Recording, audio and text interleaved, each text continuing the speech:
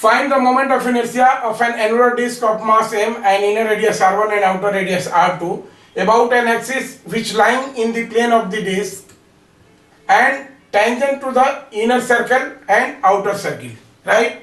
This is the annular disk. इसका ये centre हुआ. Mass of annular disk is m. Inner radius is r1 and outer radius is r2. Right? और इस पर दो tangent lines हैं. राइट? इस पर दो टेंजेंट लाइन है. राइट? अगर इसका हम नाम देते हैं अपनी सुविधा के लिए, now this is A B and this is C D. तो इसके अबाउट हमको कैलकुलेट करना है moment of inertia. Moment of inertia about tangent to the inner circle, जैसे ए बी के cross I A B of the system.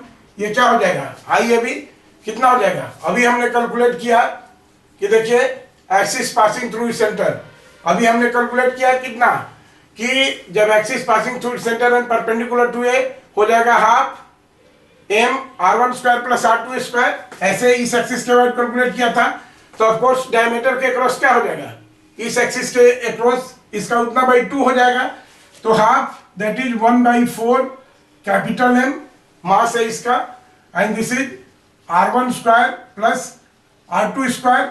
Now this is moment of inertia of this system about an axis passing through it centre and across the diameter. अब plus shift कर देंगे इसको A B के about. तो parallel axis, ये theorem of parallel axis लग जाएगा. D कितना है यहाँ पर? D is equal to r1. ये डी r1 है तो कितना हो जाएगा? Plus M D square. तो this is plus M and D कितना हो गया? r1 square. राइट? तो ये हो गया आई ए बी. इस इनर एक्सिस के अबाउट इसका मोमेंट ऑफ इनर्शिया हो गया कितना? ये 1/4 m r1 square plus r2 square plus m r1 square. And similarly I C D क्या हो जाएगा इसका? देखिए आई सी डी वही बिल्कुल है. अब आई सी तो वही हो जाएगा, आई सी तो डायमीटर के क्रॉस वही हो जाएगा, which is equal to 1/4 m r1 square plus r2 square और प्लस अब ये इस समय d का वैल्यू क्या हो जाएगा यहां से यहां तक, which is nothing but r2. So this is m r2 square. तो आउटर एक्सिस